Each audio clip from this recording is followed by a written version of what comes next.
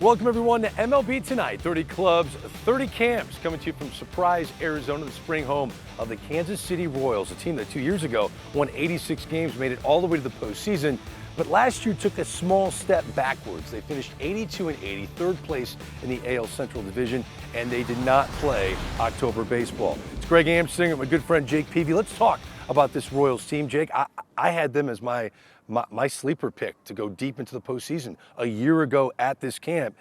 It was disappointing, but when you look at the injuries they dealt with, I know everyone says that's not an excuse, but man, it really held the Royals back. Well, everybody deals with injuries to some bit, but the teams who come out on top normally stay the most healthy. That did not happen, especially with the starting staff, starting with Cole Reagans, their real ace up at the front, just couldn't stay healthy with the arm, leg injuries. Michael Wacha missed some time.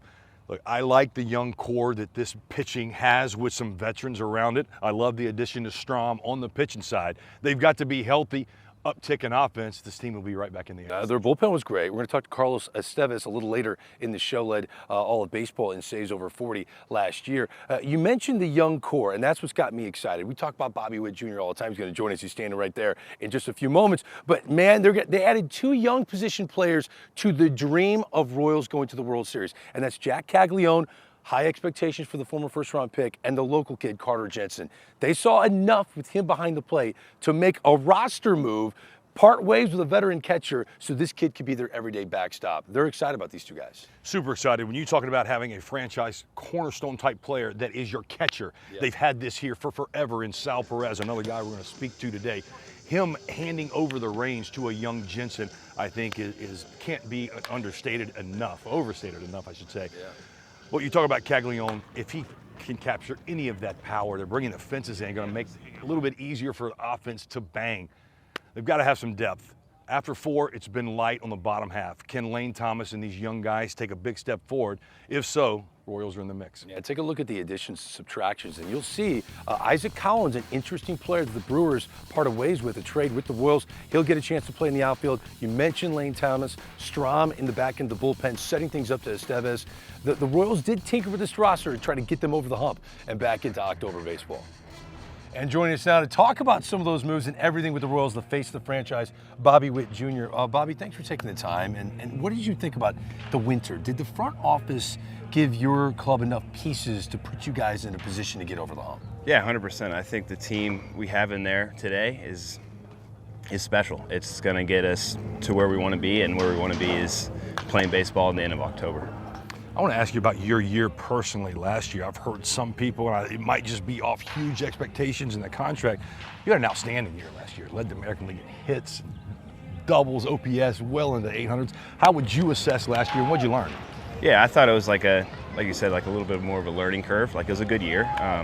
You look back at it, for me, it's like maybe it was a down year or whatever, but I think that got to keep getting better and better. And so as a team, we want to get in the playoffs every year, and we went to the playoffs 2 years ago, missed it last year. So it's like, all right, what do we need to do to get better? I think it's just getting back to improving each and every day, being ourselves and going out there and not beating ourselves. And so you also can get better. Your team can move the fences in. Yeah. Right? I think that happened. Are you excited about that? And how do you feel that will play in the ballpark? Yeah, we're definitely fired up about it. I believe the hitters are more fired up about it than the pitchers, but yeah, I think it's going to just be great. I don't know if it's going to really change their approaches, but the mentality of just being able to not crush a ball and see it get caught in the warning track. And so we'll see. It's one of those things where it's something that you can't really control. They're moved in now, but now you just go out there and just play your game. You heard a lot about Jack Caglione, this kid Carter Jensen. Do you think these guys are becoming part of that young Royals core that you obviously headline? Yeah, 100%. They keep learning each and every day. That's what there is. I think that was the biggest thing for me as a young player in the big leagues. Just how can I learn? How can you be a sponge and absorb and just get better? And so I think those guys are doing that, and they got great mentors and just as a whole. And so guys, Carter's following Salvi, Jack's getting to follow everyone else. So it's been a lot of fun. So who did Mikael Garcia follow last year to take the season he had? I think it was just following himself. He's he's one of the best players I've seen out there just when he's able to go out there. And just once he has that confidence, comfortability, and just knows that he's an all-star, the sky's the limit for him, and I'm so excited for him. The rotation, if everyone's healthy, could be how good? The best in the league, I believe, and even just the depth that we have too. I think just from the starting pitcher standpoint, but also a bullpen standpoint. Like, I put all of our guys out there each and every day with the game on the line, and so I think that's going to be a big game changer. You look like you got this postseason secret. Like you have a feeling this team's going to the postseason, Bobby. Yeah, you gotta believe it, but also you gotta take it one day at a time. But you gotta just kind of make it reality. Starting your playoff beard in spring training. I love it. That's another reason. Yeah, I can see that. Yeah, 100%. Bobby, have a great year. You're fun to watch, okay? Thank you. You're going to see Bobby Witt all over the base passing. This is a lineup that should be better than a bottom 5 in terms of runs scored. When you look at the lineup up and down, you're going to see one very familiar face other than Bobby Witt Jr., and that's the 35-year-old DH/backstop/first baseman / face of the game, really. Sal Perez. Moments ago, Jake caught up with Salvi. All right, Catch, you're entering year 15 as a catcher. How's the body holding up, and what's been the secret sauce to keep you going this long? Sacrifice yourself and work hard in the offseason. I think that's the secret, just the way you prepare yourself, the way, eat, think about eat better. I like a lot of arepas, so I have to be careful with that with my food. Well, you look great. You're holding Thank up you. great. I know, look, you've been a world champion. You understand what a championship ball club looks like. A couple years ago, you found yourself in the playoffs. Last year, you missed out. Why do you believe this team this year has what it takes to get in the playoffs and can be that champion you've seen? We got different team. I think we got some new honor in the organization. I think JJ and Q, they're doing pretty good job in the offseason. Mr. Sherman too. So I think we're ready for this year. Hopefully we can be back and play off and win everything. That's the mentality I like to have. That's the mentality this guy have in spring training. So let's see what happens during the season. We know what kind of leader you are in the clubhouse, a role model. You're now traded away a veteran catcher in Freddie last year to give way to Carter. You're still running out there 90-plus games catching, 150 in the lineup. How is that as far as staying ready to play, holding on, doing what you're doing in the middle of the lineup, but yet teaching a youngster Young guy. take over? Yeah, Carter, he like to talk to me a lot. So I like players like that. Even for me, he still call me. And I see him the other day. I was super excited to see him. But yeah, I just try to help everybody. Try to help the young guys. Try to do my job too. Think about pictures. You know how it is. And try to do my job the best I can do to prepare myself for the game. The Royals did have offensive bright spots last year. So many people talk about the lack of run support for the rotation, but Vinnie Pasquantino put together quite a strong season. And Vinnie joins me now. Vinnie, good to see you, man. When you look at your year, you had to be chomping at the bit to get back to spring training and keep it rolling, right? Yeah, definitely one of those years where it was easier to come back, not have to work on a whole lot of things in the off season. So one of those, just keep moving forward, and excited to get here. This is the earliest I've ever gotten here. I think I got out here about 3.5 weeks ago. Just wanted to get in some cleats, get dirt under my spikes, and get the body ready for the WBC. Yeah, and what's interesting as I looked at your year, the month of April was Sucked. You know, you can just say it sucked. It's fine. I didn't want to say that. It sucked. But what clicked, man? Because after that month ended, you took off. I don't know if really anything clicked. I think it was more just got my timing right, tempo right, rhythm right, and it was more so about the decisions I was making as opposed to what the swing looked like itself. I think I dove into a lot of mechanical things in April, and I was spinning a little bit. So it was one of those things I just needed to remember who I was as a hitter, start using the whole field.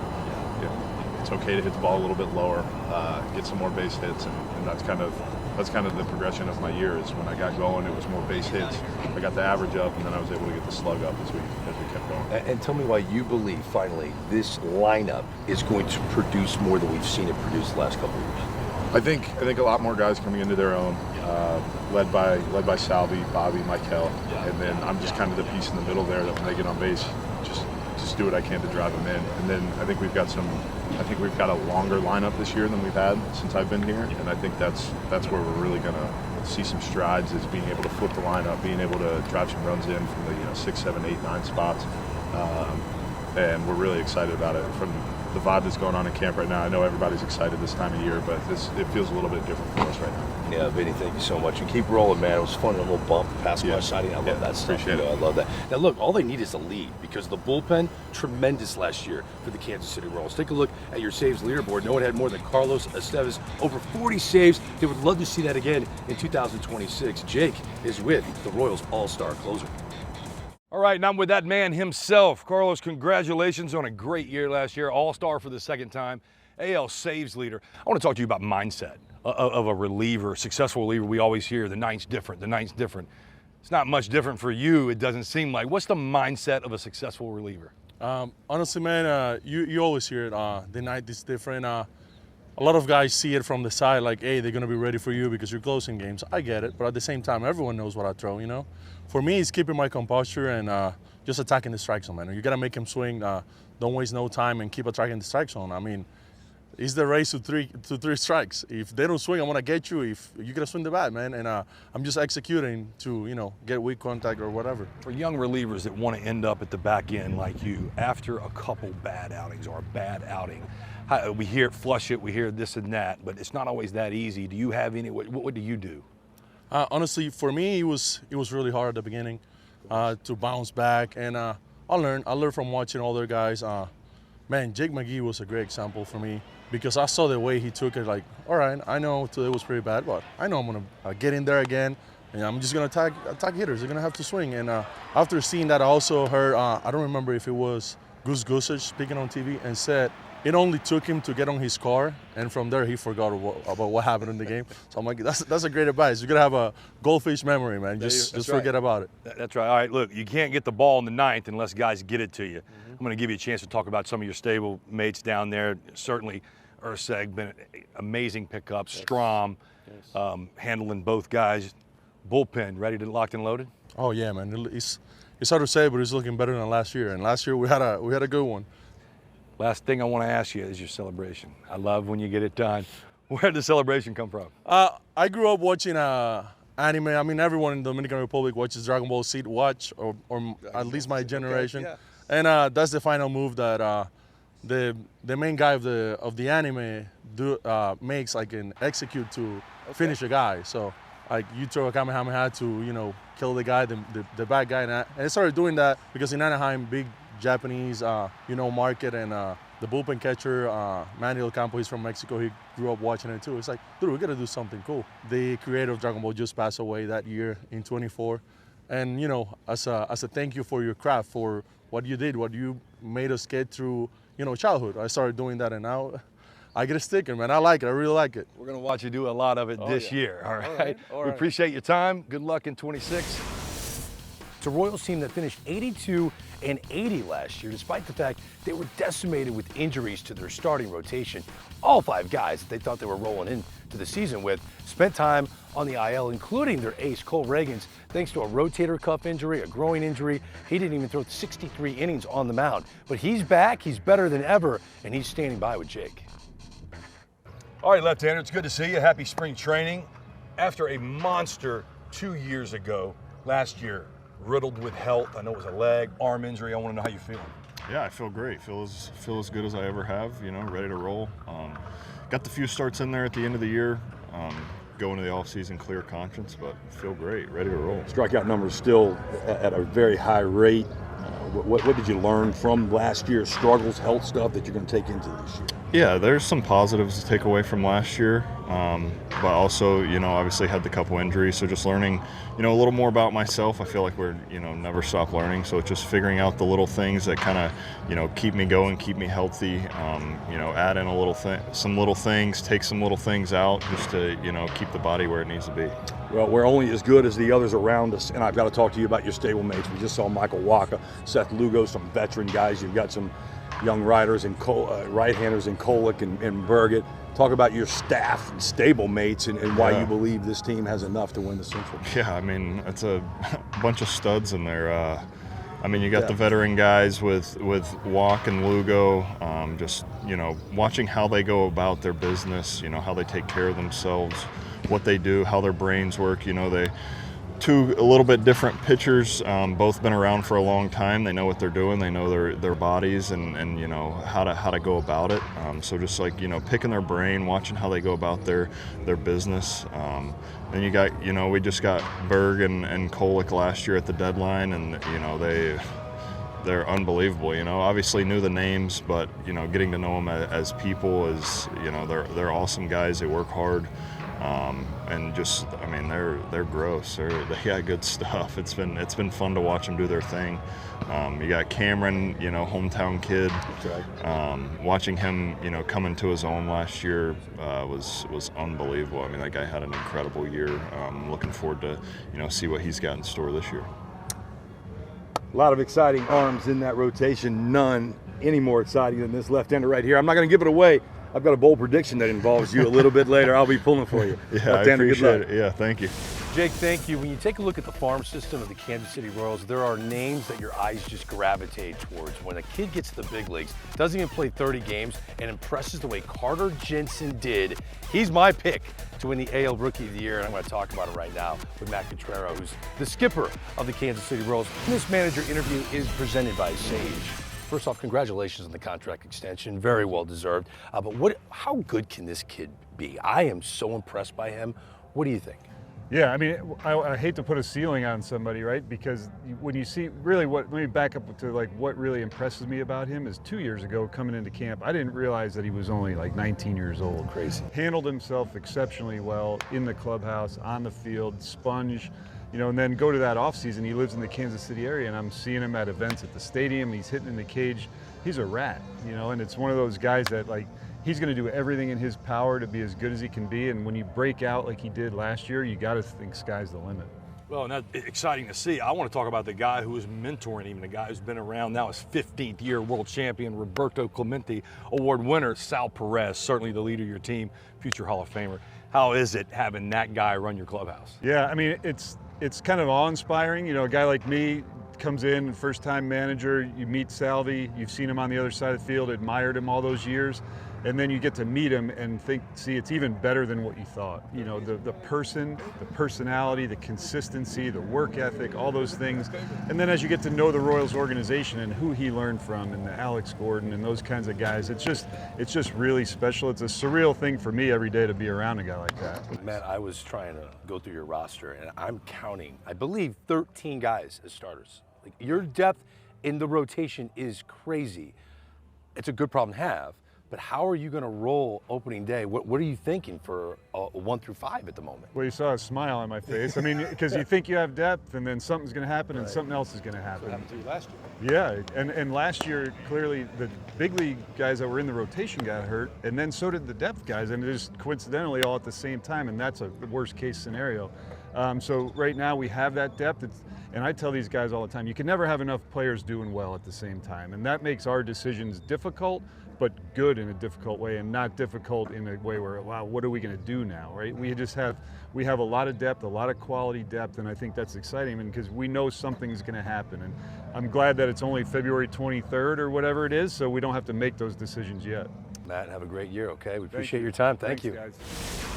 Before we say goodbye, let's show you the results of our social question. Which Kansas City Royal will lead this team in home runs in 2026? Yeah, I think the big name is what you guys are all attracted to. Bobby Witt Jr., the majority of you think he's going to lead the team in homers. You see other at the bottom of the screen? That's where I'm going. I think Jack Caglione is going to figure it out. Maybe not with the batting average, Jake, but my bold prediction, I have two. Jack Caglione hits 37 bombs. Now, he exceeded rookie status. He's not going to be Rookie of the Year, but you know who is? His teammate. Carter Jensen is the AL Rookie of the Year. He's going to hit 312 as a backstop, left-handed backstop in his rookie season. That's my bold prediction. Do you got one for me? I love it. Yes, I got a left-handed starter in the AL Central winning the Cy Young, and it's not the guy who's won the past 2 years in Detroit. It is Cole Reagans upsetting Tarek Skubal, ending the reign. Cole Reagan stays healthy. He wins the AL Cy Young. He's that good. I think this Royals team can win the division. I don't know if they have enough with what the Tigers have done and if Skubal stays and they don't part ways with him, but I think it's going to be very interesting. I'll say this, another winning season for Matt Quatraro and the Royals. I absolutely believe that. When you're around camp, they have a bunch of good guys here, some veteran leaders, a lot of young youth talent ready to explode. Yeah, every time you come to a camp, you kind of get smitten with the team. That's happening to me right now.